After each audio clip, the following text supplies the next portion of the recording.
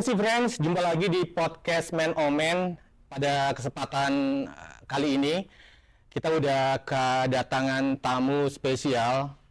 Beliau adalah seorang instruktur menembak dan juga banyak lagi kegiatan yang beliau geluti, di mana banyak aktivitas yang beliau tekuni hingga saat ini. Tapi yang pasti dari sekian banyak keahlian atau skill yang beliau miliki, kita akan banyak berbincang lebih jauh tentang dunia menembak bersama Mas Denny AJD, Man with the Gun.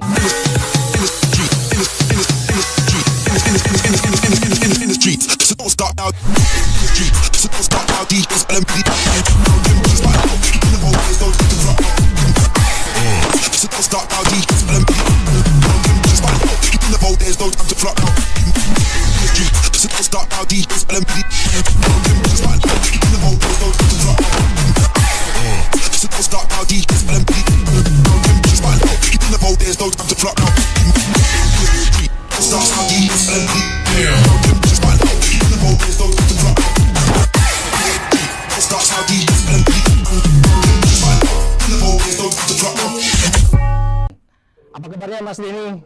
Alhamdulillah baik. Iya, NC Fans, pada kesempatan kali ini kita akan mengulas lebih banyak tentang dunia pria atau dunia laki-laki dari sisi lain, hobi, gaya hidup dan sebagainya. Dan kali ini kita akan lebih banyak mengulas atau mendengar detail tentang dunia menembak bersama Mas Denny AJD. Ya, sebelumnya kita pengen tahu nih, Mas Denny, biografi atau profil singkat Mas Denny, tolong dong diceritakan kepada MC Friends. Siap. Tadi saya Denny AJD. AJD itu kepanjangan dari Ahmad Junior Dirgajaya. Oke. Gitu. Terus tapi kalau misalnya nama nih Denny AJD di search di Google itu nongol ke knowledge panelnya as a drummer. So bukan petembak, bukan apa gitu kan. Justru drummernya ya? Justru drummernya gitu kan. Oke. Karena kebetulan saya drummer dari Voodoo Band. Terus juga punya pengalaman mengajar di kampus itu 18 tahun sebagai dosen, sempat dosen kepala juga. Terus sekarang juga mengajar di Yamaha Academia. Jadi Yamaha Academia itu adalah sekolah master course untuk guru musik Yamaha dan untuk menjadi guru musik Yamaha. Oke. Gitu, di Yamaha Academia. Terus keseharian tetap saya ngajar drum, main musik bersama Voodoo segala macam. Nulis buku juga, udah 7 buku alhamdulillah sama 1 novel. Bukunya berkaitan dengan Drum. drum. Satu buku tentang senjata api tapi belum terbit. Karena susah cari publisher yang mau. Oh, seperti itu ya. Itu. Oke, terus kalau untuk yang berkaitan dengan nembak, emang dari kecil justru gini, saya dari umur 3 tahun sudah diajar nembak sama bapak saya. Oke. Umur 3 tahun. Oke, jadi waktu itu bapak saya pulang entah dari mana bawa senapan angin BSA gitu ya. Itu BSA jadi punya Inggris, bikinan Inggris yang dulu bikin brand gun zaman perjuangan yang senapan yang magazinnya di atas. Oke. Gitu. Jadi dari umur 3 tahun diajarin nembak sampai sekarang ke bawah terus. Jadi justru pas ngedrumnya itu, ngedrum saya baru umur 17 tahun baru mulai ngedrum. Berarti Mas Denny lebih dulu tertarik untuk menggeluti dunia nembak gitu ya. Oke Mas Denny, dari umur 3 tahun, mungkin latar belakang keluarga atau bokap Mas Denny sendiri dari militer atau seperti apa Mas? Oke, almarhum bokap agak misterius. Jadi yang saya tahu beliau sempat tugas di Kodam Jaya, itu aja yang saya tahu. Oke. Setelah itu saya tidak tahu lagi. Tapi juga bapak saya cerita katanya tugas di Kodam Jaya karena emang suka senjata, jadi pengen punya pistol gitu kan. Jadi kebawa ke anak-anaknya, kakak-kakak saya semua, ya begitu, sama hobinya mirip. Oke, jadi paling tidak karena bokap punya latar belakang militer, pernah sering memegang atau membawa senjata, jadi paling tidak anak-anaknya melihat gitu kan, melihat dan juga mungkin tertarik, pengen tahu buat mendalami ya. Lebih ke DNA ya, jadi saya sebenarnya nggak pernah ngelihat bapak saya pegang senjata atau menunjukkan, nggak pernah. Jadi waktu itu emang sudah resign, sudah undur diri ketika saya lahir gitu kan. Tapi yang saya tahu kayaknya by DNA sih. Jadi masa tugas bapak saya lama sih, zaman tahun 60 awal sampai 60 akhir. Oke. Saya belum lahir. Mm-mm. Umur 3 tahun Mas Denny, Iya. itu belajarnya di mana pertama kali? Itu di halaman rumah pastinya kan, karena kan taman angin, jadi bebas Mhm. gitu ya. Taman angin waktu itu, ya saya inget banget senapan angin itu masih lebih tinggi daripada saya kan. Terus saya jadi pegangin dengan bokap itu senapan anginnya, saya nembak. Dari situ mulai oke, this is fun. Mm-mm. Dan saya ingat persis momen itu terjadi. Oke, kenapa Mas Denny kok bisa tiba-tiba tertarik di umur 3 tahun? Anak umur 3 tahun kan mungkin masih pengen main kelereng, main layangan. Tapi kenapa Mas Denny kok tiba-tiba ini kayaknya satu pilihan hobi yang nantinya bakal saya geluti di kemudian hari, Mas Denny? Oke, mungkin sekali lagi by DNA gitu ya. Tapi kalau untuk kayak sport yang mungkin saya bilang layangan sport gitu, pokoknya yang aktivitas keluar rumah itu lebih ke kakak saya sih. Oke. Yang suka main layangan, yang kelereng gitu kan, mungkin ada yang main bola. Tapi balik lagi, saya untuk sport kayak bola gitu nggak bisa. Saya nangkep bola aja bermasalah. Gitu ya, nggak tahu masalahnya. Pokoknya nangkep sesuatu saya bermasalah. Tapi untuk masalah bidik dan speed, saya akui saya ada kelebihan. Oh, Dan seperti itu disiplin ya. di situ. Oke, Disiplin oke, juga. oke. Jadi berkaitan dengan nembak jatuhnya. Benar-benar. Berarti kalau ketepel gitu kan juga ada hubungannya dengan menembak, Mas. Tertarik nggak di usia seperti itu, umur 3 tahunan seperti itu? Tapi enggak ya. Tapi kalau mana sekarang juga mana? Dengan Tertarik ya? compound ya, dengan compound bow. Oke. Ya, bukan bare bow atau recurve saya juga bermasalah. Jadi Oke. compound selama itu bidiknya akurat, no problem. Oke, berarti yang lebih yang ke sasaran atau target itu Ya. lebih tertarik Mas Denny ya, Ya, seperti itu ya. gitu. Oke, Mas Denny, flashback lagi, umur 3 tahun ketika itu mungkin kan jarang anak-anak seusia itu yang tertarik, boleh dibilang kan ini hobi yang cukup ya mahal gitu, seperti apa. Tapi Mas Denny kenapa bisa tekun atau serius buat menggeluti hobi menembak ini akhirnya jadi berkelanjutan hingga kini? Oke, jadi saya kelahiran tahun 78. Oke, jadi umurnya ya nggak bisa bohong sih, di Google juga ketahuan gitu kan. Terus sekitar tahun 85 ya. Jadi mulai kan yang ada tuh airsoft. Oke. Airsoft, tapi airsoft gun yang waktu itu belum ditemukan atau belum sampai di Indonesia yang menggunakan BB atau ball bearing. Jadi waktu itu masih pakai namanya pellet. Gitu. Nah, itu yang boleh saya pakai masih kecil secara bebas. Jadi kalau senapan angin harus dikawal dengan bapak saya gitu kan. Nah, mulai dari situ 85 kita sekeluarga udah pada main itu airsoft. Oke. Walaupun balik lagi belum ada yang namanya BB. Jadi yang menggunakan BB itu kalau nggak salah airsoft sekitar awal tahun 90 atau 89 baru menggunakan. Nah, dari situ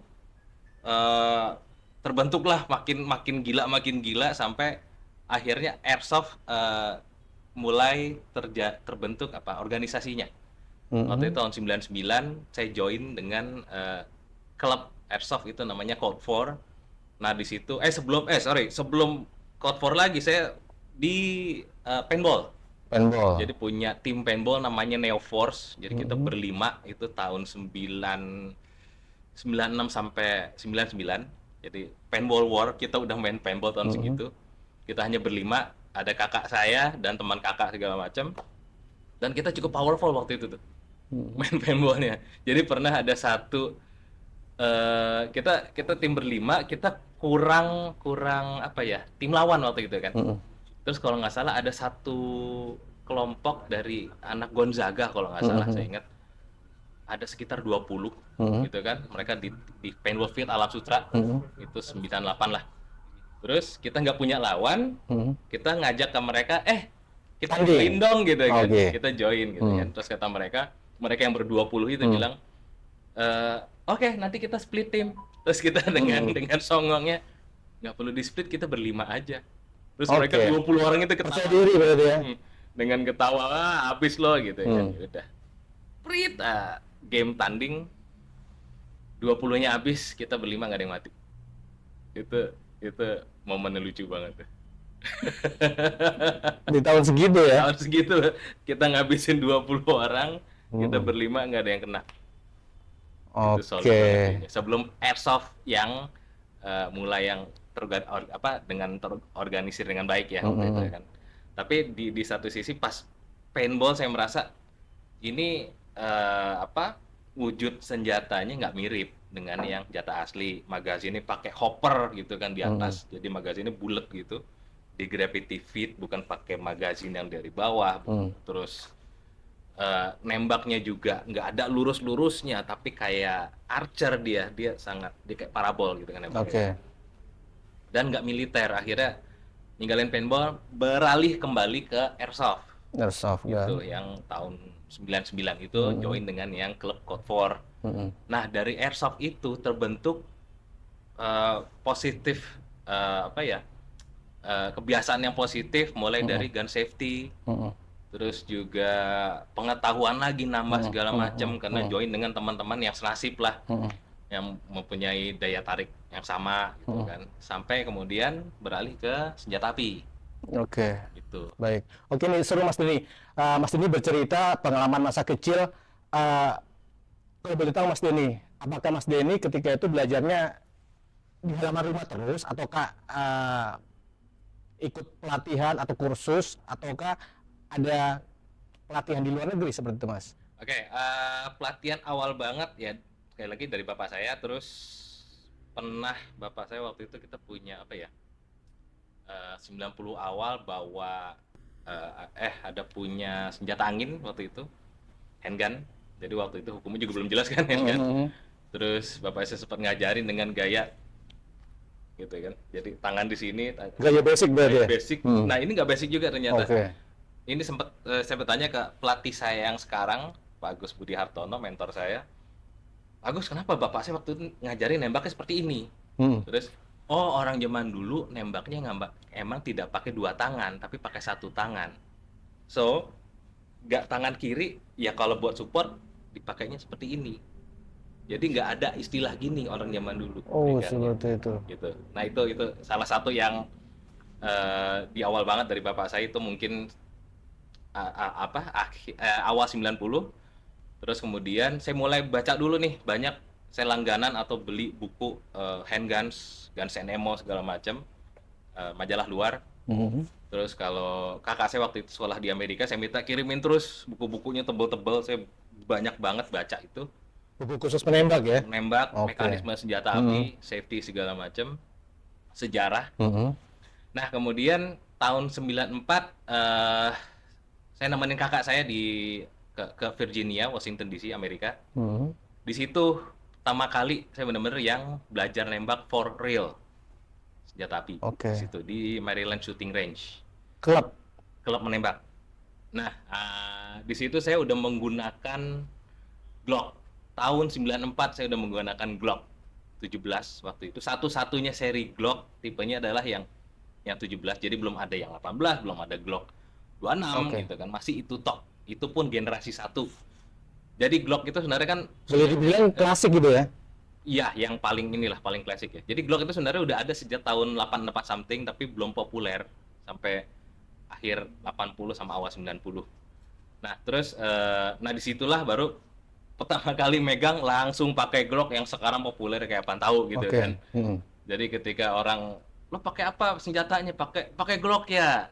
Damn, dari itu 94 udah Glock gitu kan. Rasanya seperti apa tuh Mas ketika di tahun segitu menggunakan pistol ataupun senjata yang legend banget? Oke, jadi gini, waktu itu yang pertama kali nembak itu di shooting range kakak saya dulu, Oke. Fairy, gitu kan. Terus Fairy ngajak kita untuk join ke klubnya Maryland Shooting Range. Waktu itu dengan kakak saya juga yang nomor 3 sorry, Pepi namanya. Jadi kita bertiga nih nembak nih tanpa pengawasan. Oke. gitu kan. Oke. Waktu kedua kalau nggak salah baru ada pengawasan, ada arahan gitu kan. Hmm. Tapi lucunya gini, kakak saya nembak duluan, gitu kan. Terus kalau kita pakai Glock itu tipe senjata otomatis. Oke. Oke, bukan full auto, beda ya. Jadi otomatis itu maksudnya self reloading bahasa lainnya. Jadi ketika pelurunya habis, dia tuh slide-nya mundur. Oke, jadi ngunci. Magazin kita ganti baru, kita masukin gitu. baru slide-nya bisa kita majuin lagi dengan cara pencet slide catch atau kita tarik Kokang slide-nya. gitu ya istilahnya. Bukan kokang, Bukan gitu. lepas doang gitu Oke. kan. Nah, waktu itu pas terjadi seperti itu, penembakan habis, kakak saya bingung. Ini diapain ya? Gitu kan, masukin magazin baru tapi tetap masih ngelok gitu kan. Oke. Nah, di situ saya langsung berasa modal apa yang pernah hasil saya latihan dengan airsoft, saya banyak baca, saya langsung ambil alih dengan safe manner tentunya kan. Terus slide-nya saya turunin, cekrek, langsung tanpa saya kokang ulang.